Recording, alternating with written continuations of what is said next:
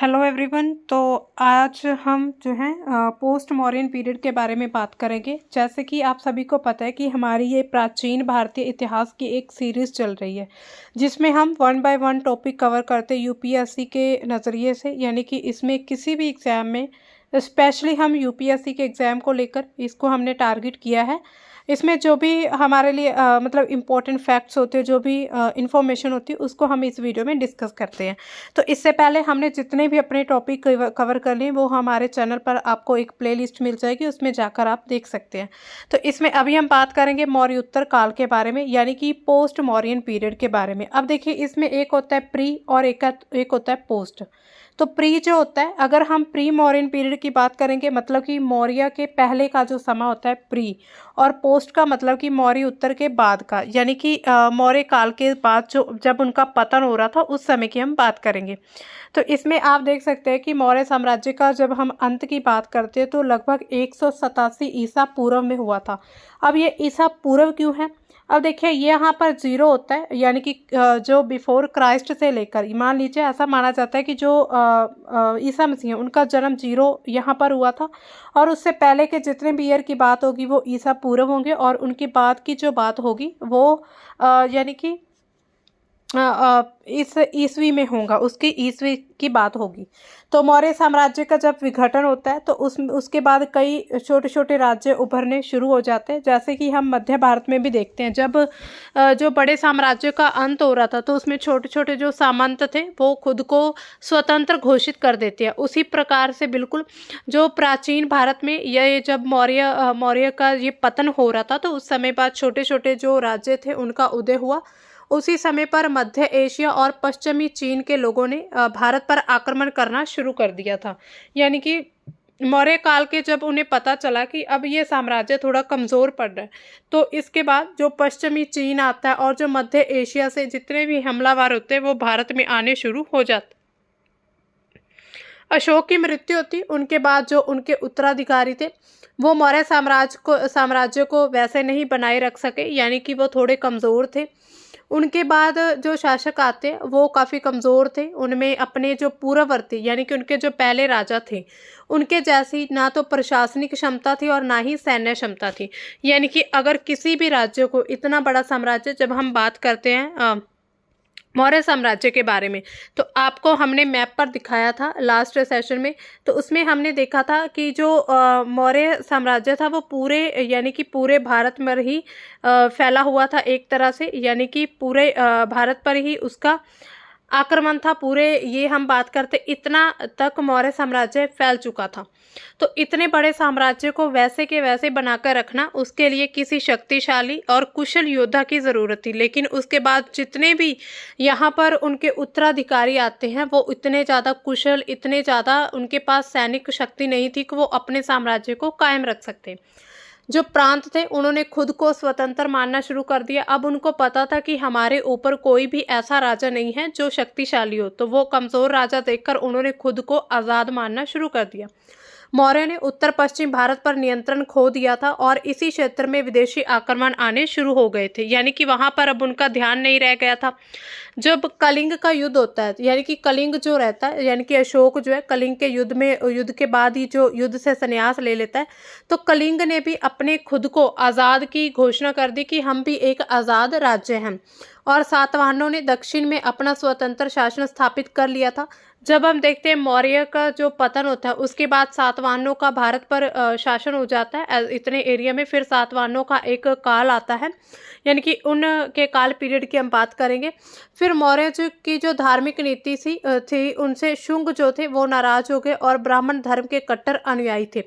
अब देखिए, जो मौर्य थे उनकी धार्मिक नीति ऐसी थी, और ब्राह्मण के जो शुंग थे वो नाराज थे, क्योंकि वो मानते थे कि ब्राह्मण सबसे सर्वोत्तम है, यानी कि उनको हर एक काम करने का अधिकार है, यानी कि वो सबसे उच्च जो लेवल पर बैठे हुए होते हैं ब्राह्मण। तो शुंग जो थे उनका ये मानना था।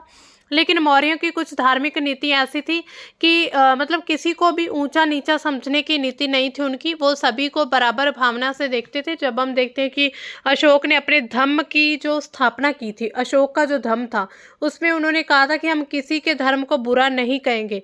अगर हम किसी के धर्म को अच्छा नहीं कह सकते फिर हम बुरा भी नहीं कह सकते हैं। तो इसी तरह उन्होंने अपनी जो अलग से धार्मिक नीति अपनाई, उससे जो शुंग थे वो काफ़ी नाराज होने लगे। इसी तरह मौर्य शासन जो था गंगा घाटी तक ही सीमित रह गया था, यानी कि मौर्य का जो शासन था वो सिर्फ गंगा नदी के किनारे ही सीमित रहा और जल्दी ही इसका जो स्थान था वो शुंग वंश ने ले लिया था। अब हम बात करते हैं शुंग वंश यानी कि शुंग डायनेस्टी कौन सी थी। तो इसमें जो हम अवधि की बात करें तो 185 ईसा पूर्व से लेकर 73 ईसा पूर्व तक है, ये इनकी अवधि रहती है। इनकी जो राजधानी थी शुंग वंश की वो पाटलिपुत्र और विदिशा थी, यानी कि आज का जो बिहार पटना का एरिया वहाँ पर। इनकी स्थापना जो की थी वो पुष्यमित्र शुंग ने की थी। और अंतिम जो शुंग थे मौर्य शासक इनके जो थे वो बृहदर्थ थे और उनकी हत्या यानी कि मौर्य शासक जो थे बृहदर्थ थे और उनकी हत्या पुष्यभूति के द्वारा की गई थी, पुष्यमित्र के द्वारा की गई थी। उन्होंने उत्तर पश्चिम और जो मध्य भारत था वहां से लेकर पूरा नर्मदा नदी तक शासन कर लिया था। अब देखिए उन्होंने किसी बड़े साम्राज्य को हरा दिया और उसके बाद जितना भी एरिया था उनका उन सभी पर उन्होंने कब्जा कर लिया। उन्होंने गंगा घाटी को बाहरी ताकतों के आक्रमण से बचाया, यानी कि गंगा नदी जो थी वहां पर जो बाहरी लोग आ रहे थे यानी कि मध्य एशिया और जो पश्चिमी चीन था उसमें से जितने भी आक्रमणकर्ता यहाँ पर जो भी बाहरी आक्रमण आ रहे थे तो उन्होंने फिर उनके आक्रमण से बचाना शुरू कर दिया था और अपने शुंग वंश को स्थापित किया। इसमें जो सबसे प्रसिद्ध राजा थे पुष्यमित्र शुंग थे और कलिंग राजा खारवेल के खिलाफ इन्होंने अभियान किया था, यानी कि ये भी कलिंग को जीतना चाहते थे लेकिन उस समय अशोक ने कलिंग को जीत लिया था। यवनों के नाम से ये जाने जाते और जो इंडो यूनानियों के खिलाफ इन्होंने कई अभियान चलाए थे।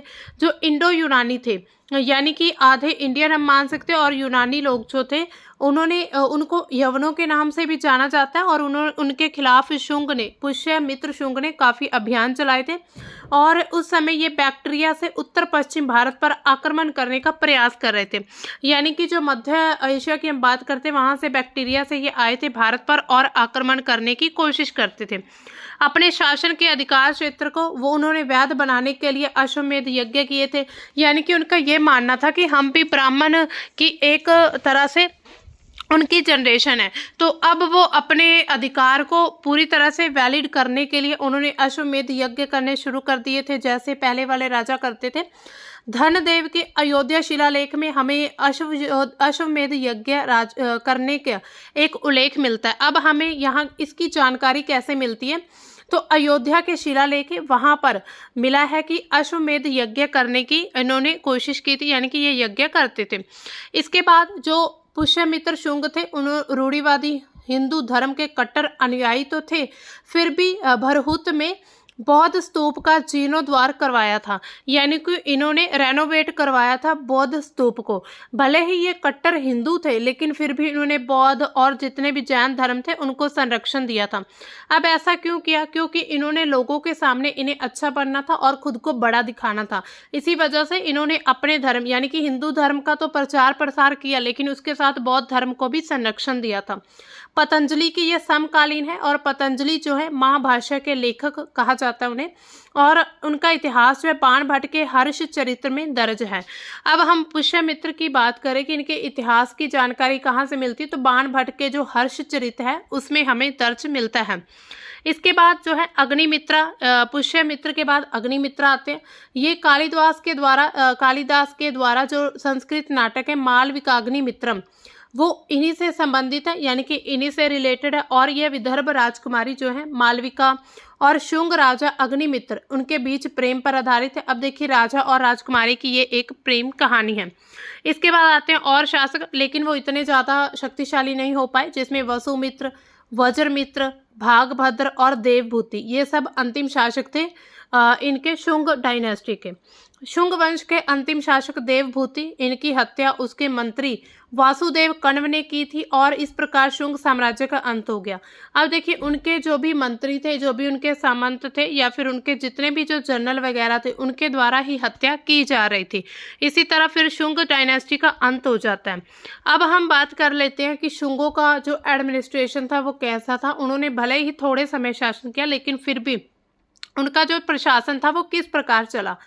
प्रांतों में उन्होंने शाही राजकुमारों के माध्यम से अपना जो मौर्य का प्रशासन था वो जारी रखा। हमने जैसे मौर्य शासन पढ़ा था, तो उसमें इतने बड़े साम्राज्य पर एक राजा या फिर एक शासक के द्वारा शासन कर पाना मुश्किल था। तो उन्होंने प्रमुख तौर पर अपनी राजधानी में जो थे वो शासक रहता था, और जितने भी प्रांत थे उन्होंने अपने कुमार, राजकुमार वगैरह वहां पर गवर्नर बनाकर भेजे हुए थे। इसी तरह इन्होंने सेम मौर्य प्रशासन को फॉलो किया था। साम्राज्य को प्रांतों में बांटा गया था और प्रांतों को आगे फिर जिले, जनपद, इन सभी में बांटा गया था ताकि उन पर शासन करना आसान हो। प्रशासन का जो राजा था, मुखिया था, वो एक राजा होता था और इनकी सहायता जो मंत्री परिषद के द्वारा की जाती थी, जैसे हमने मौर्य शासन में पढ़ा था। राजा जो है साम्राज्य के पूरे प्रशासन के लिए जिम्मेदार होता था और मंत्री परिषद उसे नीति, प्रशासन के जितने भी मामले थे उन पर सलाह देती थी। तो इसके बाद जो है कण्व वंश, यानी कि ये थोड़ा समय इनका शासन रहता है। इसके बाद कण्व डायनेस्टी आती है। तो इनका जो पीरियड रहता है वो 73 ईसा पूर्व से लेकर 28 ईसा पूर्व तक है और इनकी राजधानी भी वही थी, पाटलिपुत्र और विदिशा, जो शुंग डायनेस्टी की थी, क्योंकि शुंग डायनेस्टी पर ही उन्होंने कब्जा किया था। इनकी स्थापना वासुदेव कण्व के द्वारा, जो इन्होंने शुंग के राजा थे, देवभूति के मंत्री के रूप में की थी और इन्होंने फिर अंतिम शुंग शासक जो देवभूति थे उनकी हत्या कर दी थी। यानी कि मंत्री ही अपना मौका देकर वो अपने राजा की हत्या करके उनकी जगह पर जा रहे थे। इसमें जो 7वीं शताब्दी के संस्कृत लेखक आते हैं बाणभट्ट, उन्होंने हत्या की साजिश के बारे में बताया। उन्होंने कहा कि देवभूति को अपनी जान गंवानी पड़ी और लगभग 72 ईसा पूर्व में वासुदेव को सत्ता मिल जाती है, जो कि कण्व डायनेस्टी से बिलोंग करते थे। ये ब्राह्मण थे और ऋषि सौभरी के वंशज माने जाते थे। ये जो कण्व थे, ये जो हम कण्व डायनेस्टी की बात करते हैं, ये ब्राह्मण थे और सौभरी ऋषि थे, उनके वंशज माने जाते हैं कि उनके एक तरह से वंशज हैं। वासुदेव के बाद और भूमि मित्र आते हैं, नारायण आते हैं और सुशर्मन आते हैं। ये अंतिम राजा थे सुशर्मन। तो ये भी थोड़े समय तक ही डायनेस्टी रहती, इतनी ज़्यादा नहीं फैल पाती। कण्व राजवंश ने बहुत कम समय पर शासन किया था। अंतिम कण्व जो शासक थे सुशर्मा, उनकी हत्या आंध्र वंश के जो बलिपुच्छ थे उन्होंने कर दी थी। अब एक और वंश आ जाता है। छोटे छोटे वंश थे क्योंकि ये उनके मंत्री सामंत की तरह काम करते थे, लेकिन अब वो खुद को स्वतंत्र कर रहे थे। तो इसके बाद जो सुशर्मा, उनकी हत्या के बाद आंध्र वंश के जो बलिपुच्छ थे उनके द्वारा शासन किया जाता है। इसके बाद फिर चेदी राजवंश की स्थापना हो जाती है और इनका जो काल रहता है वो 1ली शताब्दी में होता है। इनकी स्थापना करीब लगभग 1ली शताब्दी ईसा पूर्व में कलिंग में राजा अभिचंद्र के द्वारा की गई थी और इनकी जो राजधानी थी शुक्तिमती, नदी के तट पर शुक्तिमतीपुरी थी। अब देखिए इनकी राजधानी बदल जाती। पहले हम देख रहे थे पाटलिपुत्र और जो विदिशा थी, लेकिन अब जो कलिंग राजा के द्वारा, कलिंग में जो अभिचंद्र राजा थे उनके द्वारा ये एक चेदी वंश की स्थापना की जाती और इन्होंने अपनी जो राजधानी थी वो शुक्तिमतीपुरी रख ली थी, एक नदी के नाम पर। इसे चेता या महामेघ वाहन या चेत वंश के नाम से भी जाना जाता है। अशोक के बाद कलिंग जो है, यानी कि वर्तमान उड़ीसा आज का जो एरिया, चेदी वंश के राजा के अधीन प्रमुख हो गया था। यानी कि कलिंग जो थे अशोक के बाद वो प्रमुख थे। खारवेल को छोड़कर फिर राजवंश के राजा के बारे में और जानकारी नहीं मिलती। यानी कि चेदी के जो खारवेल राजा है उनके बारे में जानकारी मिली, लेकिन उसके बाद जितने भी राजा हुए उनके बारे में इतनी हमें सटीक जानकारी नहीं मिलती है। इनमें जो खारवेल थे लगभग 1ली शताब्दी ईसा पूर्व के आसपास शासन करते हैं। उनकी जो उपलब्धियां थी, यानी कि उड़ीसा में उन्होंने भुवनेश्वर के पास उदयगिरी जो पहाड़ियां थी वहां पर शिलालेख दर्ज करवाए थे और जैन धर्म के ये अनुयायी थे। इससे पहले हमने देखा ब्राह्मण धर्म के अनुयायी थे और उन्होंने फिर भी बौद्ध जैन धर्म को संरक्षण दिया, लेकिन ये चेदी के जो खारवेल राजा थे ये जैन धर्म के अनुयायी थे। खारवेल के जो पुत्र थे कुदेपसिरी, उन्होंने उनका उत्तराधिकारी बने थे और इनका उल्लेख हमें मनकापुरी गुफा में मिलता है। और इससे जानकारी मिली कि जो खारवेल के बाद उनके पुत्र शासन करते हैं। उदयगिरी और खंडगिरी की जो गुफाएं हैं पहली दूसरी शताब्दी में, आज का समय हम देखते हैं भुवनेश्वर, उसके नज़दीक कलिंग राजा खारवेल के द्वारा बनाई गई थी। यानी कि अब देखिए खारवेल जो कलिंग के राजा थे उनके द्वारा ये उदयगिरी और खंडगिरी की गुफाएं जो हैं वो बनाई गई थी ओडिशा में। इसमें जो है कृत्रिम यानी कि आर्टिफिशियल प्राकृतिक दोनों प्रकार की गुफाएं मिलती हैं और जैन भिक्षुओं के निवास के रूप में ये बनाई गई थी। यानी कि ऐसा कहा जाता है कि जब जैन भिक्षु थे उनको जब भी कहीं रुकने की ज़रूरत पड़ती थी तो वो उन्होंने ऐसी गुफाएं बनानी शुरू कर दी थी। इसके अलावा जो ब्राह्मी लिपि में हमें शिलालेख मिलते हैं जो कि हाथी गुम्फा के लिए प्रसिद्ध है और जैन नमोकार मंत्र से शुरू होता है और राजा खारवेल के द्वारा विभिन्न सैन्य अभियान जो हैं उनकी जानकारी हमें इन शिलालेखों से मिलती है जो हमें गुफाएं में शिलालेख मिले हैं। इसके बाद अगर हम मौर्य उत्तर काल के बारे में देखें कि धर्म और साम्राज्य कैसे था, उनका पूरा समाज कैसा चल रहा था, तो मौर्य उत्तर काल में लोग जो थे वैदिक धर्म, बौद्ध धर्म, जैन धर्म का पालन करते थे क्योंकि उस समय पर वैदिक धर्म या ब्राह्मण धर्म के साथ साथ ही जैन और बौद्ध को भी संरक्षण मिल रहा था, जिसकी वजह से ये धर्म जो थे अभी तक अस्तित्व में बने हुए थे। हालांकि शुंग के शासन में ब्राह्मणवाद का पुनरुत्थान होता है, यानी कि ब्राह्मण धर्म को ज़्यादा बढ़ावा दिया जाता है। अश्वमेध और राजसूय जैसे जितने भी अनुष्ठान थे उसमें वृद्धि होती गई क्योंकि ब्राह्मण धर्म को बढ़ावा मिल रहा था। और ब्राह्मण धर्म में सबसे पहला कर्म यही होता है कि यज्ञ करना, बड़े बड़े जो पूजा पाठ हवन वगैरह करना। इसके साथ दिव्यावदान में पुष्यमित्र की जो क्रूरता और जो बौद्ध धर्म के प्रति उनकी शत्रुता थी उनकी कहानियां मिलती हैं।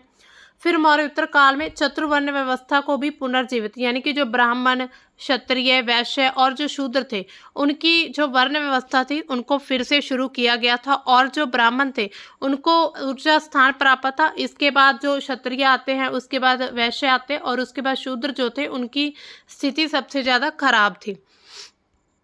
यानी कि मौर्य उत्तर काल के बाद ही ये जो ब्राह्मण व्यवस्था यानी कि ये चार वर्ण व्यवस्था है वो फिर से शुरू हो जाती है। समाज में महिलाओं की स्थिति घरेलू भूमिका तक सीमित थी, यानी कि घर के काम काज करना और उन्हें मनुस्मृति में कठोर आचार संहिताओं का पालन करने की अपेक्षा की जाती। यानी कि मनुस्मृति जो है उसमें काफ़ी ज़्यादा महिलाओं के लिए रूल्स रेगुलेशंस बनाए गए तो उनका पालन करने के लिए कहा जाता था महिलाओं को। विभिन्न मिश्रित जातियों के उद्भव विदेशों के भारतीय समाज में एकीकरण का काल था, यानी कि बहुत सारी जातियां उभर रही थी इस समय पर, जैसे ब्राह्मण जो हम वर्ण व्यवस्था देखते हैं, उसके अलावा भारतीय समाज में जो एकीकरण था उसका काल था। यानी कि भारतीय समाज में जो थे उसमें एकीकरण हो रहा था विदेशियों का, यानी कि विदेशी भारत में आ रहे थे, तो ये काल प्रमुख तौर पर ऐसा माना जाता है।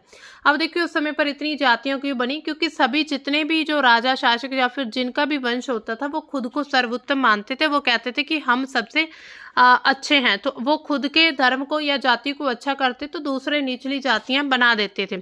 अब वहां पर भाषा और साहित्य कैसा था, तो जो मौर्य उत्तर काल है उस समय धार्मिक, दार्शनिक, साहित्य काम के लिए संस्कृत भाषा का यूज होता था और इसी समय के दौरान संस्कृत जो है वो ज़्यादा लोकप्रिय होती गई। लोग ज़्यादा उसको मतलब मानने लगे, उसका सम्मान करने लगे। इसका प्रयोग भी बौद्ध ग्रंथ लिखने में किया गया था, यानी कि अब ग्रंथों को संस्कृत भाषा में लिखा गया था। जो पतंजलि का हमें योग सूत्र मिलता है, यानी कि योग के सिद्धांत अभ्यास पर आधारित है, ये संस्कृत में सूत्र लिखे गए, इसके उन सभी के संग्रह को योग सूत्र कहा जाता है। महाभाष्य जो संस्कृत की व्याकरण भाषा विज्ञान पर एक प्राचीन ग्रंथ है और पतंजलि तंत्र या फिर चिकित्सा ग्रंथ जिसको माना जाता है, तो उसके बारे में हमें इन सभी में यानी कि संस्कृत भाषा का यूज किया गया।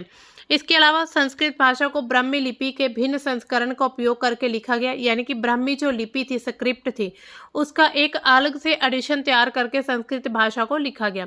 ऐसा कहा गया कि ये जो लेखन है कलिंग ब्राह्मी लिपि और मौर्य लिपि के बीच एक कड़ी का काम करता है, यानी कि कलिंग और मौर्य जो दोनों के बीच की एक लिपि है ब्राह्मी लिपि, तो उसके द्वारा मतलब ब्राह्मी लिपि में जो संस्कृत थी उसको लिखा गया। इस समय पर ट्रेड और जो भी व्यापार वाणिज्य था वो क्या था, तो मौर्य उत्तर काल में हम देखते हैं प्राचीन भारत में व्यापार वाणिज्य का उदय होता है। बहुत सारे यहाँ पर विदेशी लोग आते हैं, वो व्यापार करते, ट्रेड करते हैं, आंतरिक बाहरी व्यापार को बढ़ावा मिलता है और जिससे जो वाणिज्य उसमें भी वृद्धि होती है। इसके अलावा जो व्यापारी संघ था जिसको श्रेष्ठी व्यापारी संघ कहा जाता था और इनका नेतृत्व किया जाता था, जबकि सार्थावाह सारथा यानी कि चलती फिरती या फिर कारवां व्यापारिक निगम यानी कि एक जगह से दूसरी जगह जो व्यापार करते चल फिर कर, तो उनका नेतृत्व करता था सारथवाह। और जो श्रेष्ठी थे वो व्यापारी संघ का नेतृत्व करते थे। इसके अलावा वाणिज्य ग्राम जो व्यापारियों के निगम का एक प्रमुख होता था। व्यापारी जो थे उनका मान लीजिए जो एक तरह से कॉरपोरेशन होती थी, उनका जो भी एक संगठन था, तो उनका प्रमुख जो था वाणिज्य ग्राम होता था। इसके बाद ज्येष्ठ कारीगरों के संघ का प्रमुख था मथुरा शतक नामक एक अनोखे प्रकार के कपड़े के उत्पादन के लिए प्रसिद्ध था। यानी कि मथुरा में अनोखे टाइप का एक कपड़ा वहां पर बनाया जाता था और इन समय पर ट्रेड जो था वो काफी बढ़ रहा था। इसी समय के दौरान ही व्यापार का विकास होता है और कई व्यापार के यानी कई प्रकार के व्यापारी जो हैं वो भारत में आने शुरू होते हैं और भारत का जो विस्तार है वो बहुत बड़े बड़े देशों तक हो जाता है। इसके साथ ही उत्तरापथ भारत के उत्तरी और पूर्वी भागों में उत्तर पश्चिम क्षेत्रों से जुड़ने वाले जो स्थल मार्ग थे उनका यानी कि उनको बनाया जाता है। स्थल मार्ग जो थे उनका उदय होना शुरू हो जाता है। तो इसी तरह जो भारत का व्यापार था वो मौर्य उत्तर काल के बाद बाहरी व्यापार बढ़ना शुरू हो गया था। मानसून की खोज की गई और उससे बाहरी व्यापार का विकास होता है। यानी कि मानसून का पता चला कि कैसे मानसून आते हैं या फिर कैसे हवाएं चलती हैं।